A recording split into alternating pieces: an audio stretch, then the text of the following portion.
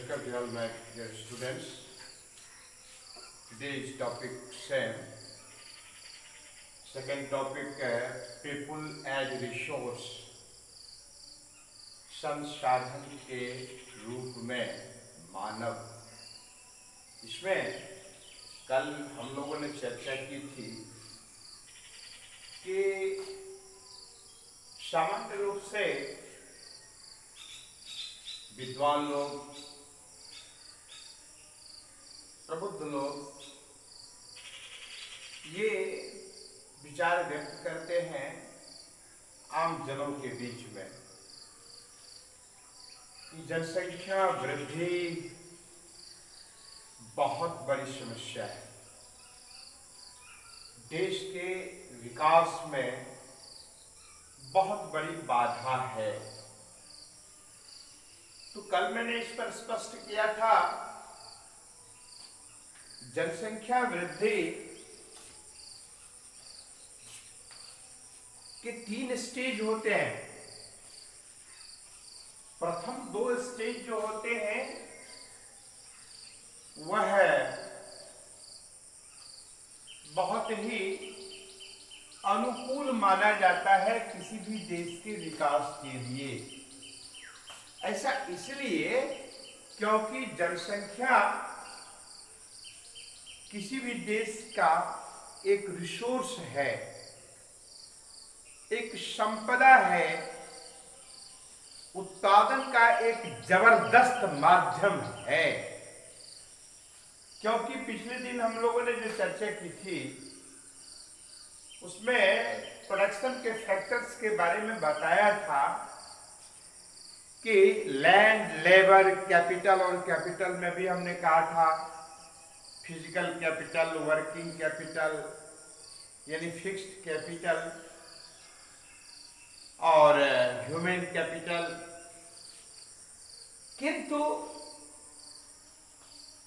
ये लेबर जो है यानी पॉपुलेशन, इसको यदि मैं हटा दूं, हम हटा दें, तो क्या भूमि अपने आप में कार्य करने लगेगी? क्या पूंजी अपने आप में कार्य करने लगेगी? कतई नहीं। किसी भी प्रकार के कार्य को संपादित करने के लिए जो विभिन्न प्रकार का जो प्रोडक्शन का फैक्टर्स होता है,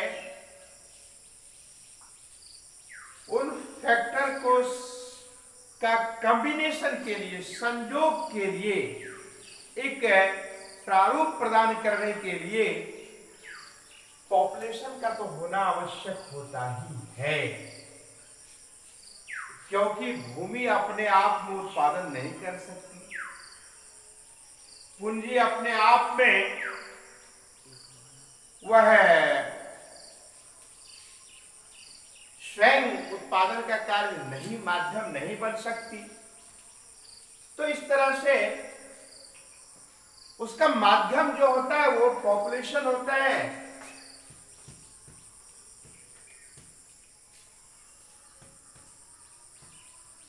ये पॉपुलेशन, इसीलिए किसी भी देश के विकास के लिए पॉपुलेशन आधार होता है। इसीलिए इस टॉपिक का नाम ही रखा गया है कि जो लोग हैं वो क्या है, तो संसाधन के रूप में। ठीक है ना, ये लोग संसाधन के रूप में है। अब है कि जिस देश एजुकेशन, जिस देश में जितनी अधिक जनसंख्या है उस देश में उतना ही अधिक संसाधन हम उसको मान सकते हैं, मानते ही हैं। अब ये जनसंख्या जो है, पॉपुलेशन जो है, लोग जो है,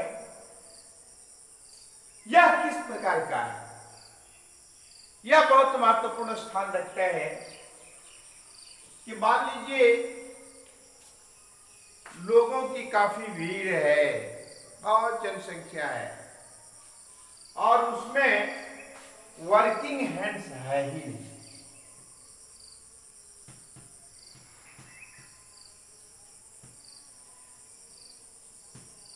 यानी वर्किंग हैंड्स से मतलब है यहां पर जनसंख्या से ही, तो वैसी जनसंख्या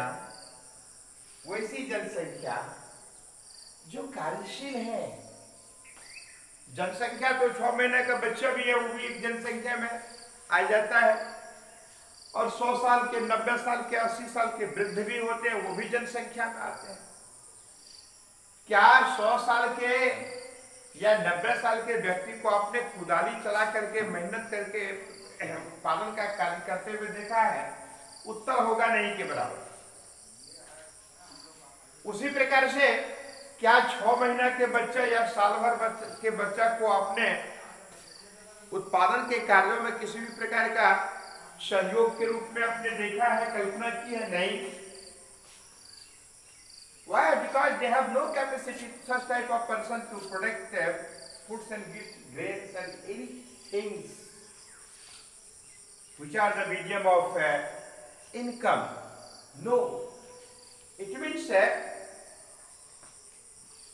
in the form of resource, we generally hypothesis that working hands, जो कार्य करने वाले लोगों की संख्या है, उससे हम लोग तुलना करते हैं, उसका हम स्टडी करते हैं। तो इसीलिए आमजन जिसमें काम करने की क्षमता वाले लोगों की संख्या बहुतायत में है, और वह भी यदि स्किल्ड है, तो बहुत ज्यादा महत्व रखता है किसी भी देश के उत्तरोत्तर आगे बढ़ने में, विकास में, देश की प्रगति में, देश के इनकम में, प्रति व्यक्ति आय में, राष्ट्रीय आय में। तो इसको हम लोग इस रूप में लेते हैं, अर्थात कि जनसंख्या का वैसा रूप जो किसी भी देश में उत्पादन कार्यों में सक्रिय भूमिका निभाती है,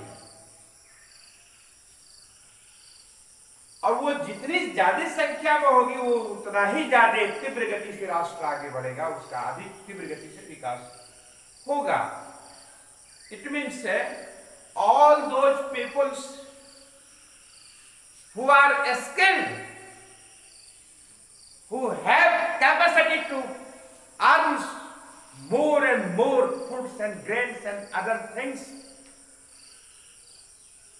naturally that country will be in more beneficial stage, and that country will rise very fastly, that country will develop very fastly. That is why we can easily say, yes, population is not burden for any country. It is a resource of all countries. That is why it is the importance of people or the population of any country. That is why it is the resource of a country.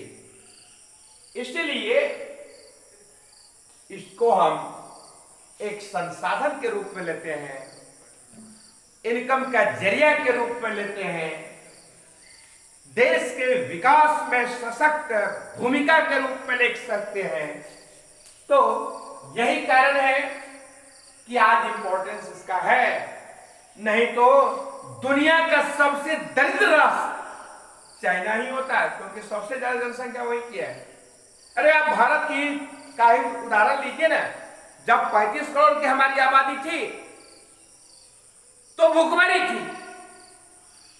आज 3 गुना से भी ज्यादा वृद्धि हो गई, भूमि और सिमटती चली गई जमीन। किंतु आज हमारे पास में रखने के लिए गोदाम की कमी पड़ रही है। खाद्यान्न का इतना पर्याप्त भंडार है कि सड़ रहे हैं अनाज। आपदा आ गई, आने दो, बाढ़ आ गई, भूकंप हुआ, बहुत परेशानी हुई, घबराने की आवश्यकता नहीं है, संघर्ष करने की आवश्यकता है। और आपके देश को इस प्रकार की क्षमता है, कैपेसिटी है, इतना उत्पादन है, की जनसंख्या है, स्रोत है, माध्यम है, तो पर्याप्त मात्रा में खाद्यान्न व्याप्त है।